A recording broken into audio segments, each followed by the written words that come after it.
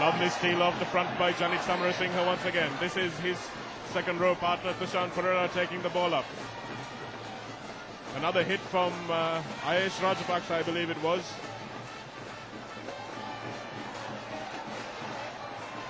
But the ball's been turned over. Trinity have got this through Adib Hassan. This is Sigurd spinning it wide. This is Sean Manigasekara in the line. Vishwanath Samarasinghe moves it out wide to Shamir Hasim. Furious cover defense by Royal, but Trinity have the quick ball coming again. This is Adil Hassan. Simsi Sigurd took the long pass out to Vikramasuri. This is the prop in the line, Satya Ranatunga. He straightens it up.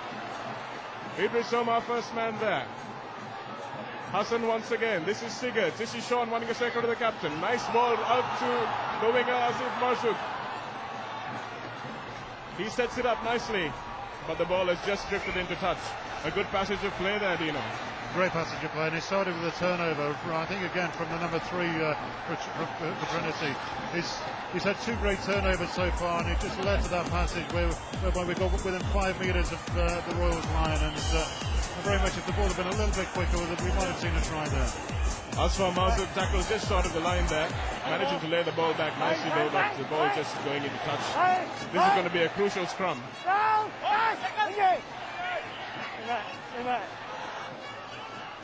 This is the pack weights, Royal College, the 20 kilogram advantage. A little wheel there, a wheel onto the wrong side unfortunately though for the number 8 because he ran straight into traffic.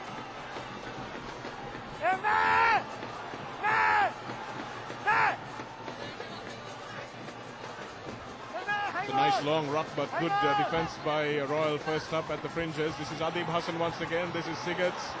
Vishwanath Samarasinghe thought he saw the gap but later they were closed it very quickly.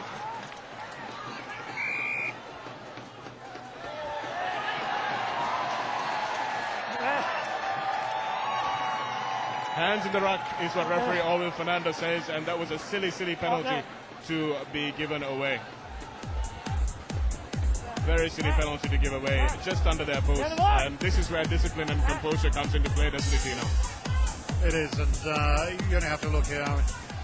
It's very unfortunate you get into that position, a silly penalty like that, and you find yourself 40 metres back, and it's disheartening for the forwards. You put so much effort in there, but at the end of the day, they're playing in the right areas of the field now, which they weren't doing 5 minutes ago. And if they still produce the goods, produce the ball, and they're stealing the ball in the contact situation, you never know what might happen. It's an interesting contest so far, just a 2 points in it, but a 10-point game when you take both the aggregate scores. This is Ayesh Rajapaksa with the score, some lovely camera angles from our Sports First team there. Wasn't straight, the referee will call them back for the scrum.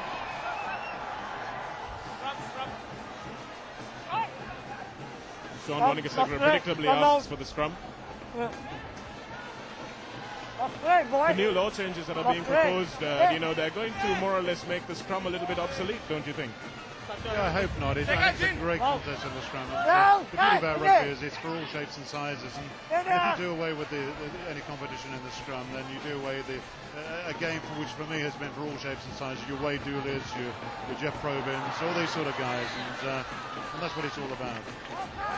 Trinity with quick ball from the back of the ruck once again, but flying defense from the Royal centres.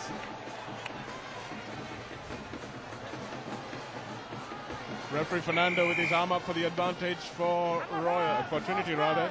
Royal line adjudged offside. They pick and go. That's a quick tap. And they're not 10 metres. I need it 10 metres. If you don't give me 10 metres, you go out. Okay? I need 10 metres. Right? It's very clear instructions. If you don't give me the 10 metres, you're going out, as it is a yellow card offence. Yellow cards are a recent addition to the game, Dino, and you think they're serving their desired purpose? I think in certain ways they are, yes. It's the persistent infringers which really need to be cautioned and given a yellow card, and on occasions they're used properly, on other occasions they're not. And if you get consistency in that area, then they do work. It's just sometimes we don't get the consistency that we want. Sigurds with a much easier kick than he had the first time, so on form he really should get this one in. I'm not going to ask Dean Richards what he thinks is going to happen this time around. He'll get this. Straight down the middle and 6 plays 5. Nice composed kick by Cincy Sigurds. He knows that they need to get the points on the board as and when they're in the half. This is what they couldn't do in the last leg. They couldn't convert pressure into points. And Royal once again in Trinity once again in the lead rather by just that solitary point. But the ball game is a bit more than that. She had some points scored already. It's just 13 minutes gone, 11 points already scored. Entertaining game so far, Dino. Yeah, it is, and as I said before, discipline is going to be key to this. There's been 6 penalties in 13 minutes, and at this rate that'll be 40 in the game, which means that whoever keeps their composure, keeps their discipline, means that they should and could come out on top. More forward. There's a replay of the knock forward. Asif Hussain and Naren Dasan getting in each other's way. There really should have been a bit of calling there. The man going forward should have picked the ball up. But these things happen, especially in this wet weather. Nigel Kroner, the Trinity College coach, who's been a mentor for a lot of these boys, took them to New Zealand last year at the end of their season and came back with high hopes for this season, but we'll hope that a win in this leg and a win in the Bradby will resurrect their season, which hasn't really gone quite their way. Adib Hassan, Sigurds with a nice short ball out, with a pass, flung it out to Rangika Ilaparuma, but that pass was not quite the way he wanted it to be. And Ilaparuma not being able to collect that ball. But a nice short ball by Sigurds, who has been distributing well so far, Dino. He has, and it surprised me with the ease in which Trinity actually got outside of the Royals then, and I think it would be a concern. If the pass had gone to hand there, and you almost certainly would have been looking at a try. It was a great move, it really was. Bandaranaike with the catch in the line-out. This is Vinod Malwatta. Shailendra Chandrasagar in the line, he puts the big boot down to Samarasekara, try scorer from the first leg, bouncing it into touch on the 50-meter line. So Royal with the ball and just about a meter inside their opponent's territory. You see this awesome crowd that is built up here. Dean Richards, are you happy with the atmosphere that you're witnessing for the first time in Sri Lankan rugby? The atmosphere is fantastic. You'll never see anything like it in a school game in England at all. And we're starting to get crowds in England, but we're not in the school games. But we certainly are getting the atmosphere that you're getting today. And I think it's amazing. You don't get the recognition in world rugby that you really should deserve and do deserve from this. Shailendra using the wind, pumping that ball down to the fullback, who calls the mark rather unnecessarily because he wasn't under too much pressure. But once the mark is called, the referee is obliged to give it, and the free kick has to be taken.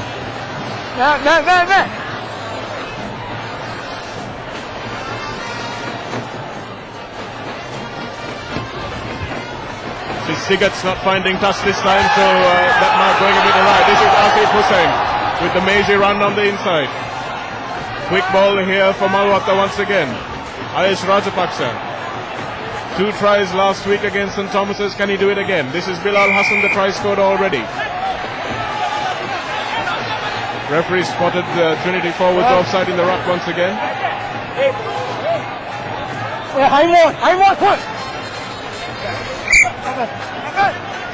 It's quite a strong wind behind Mani Labiratna's kickers, so Shailendra Samarasekara will be quite happy with this kick.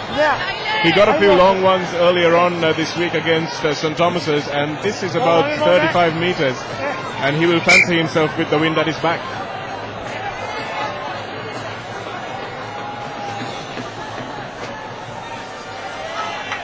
How good was it for you, Dino, when you were playing, to have Rob Andrew behind your forwards?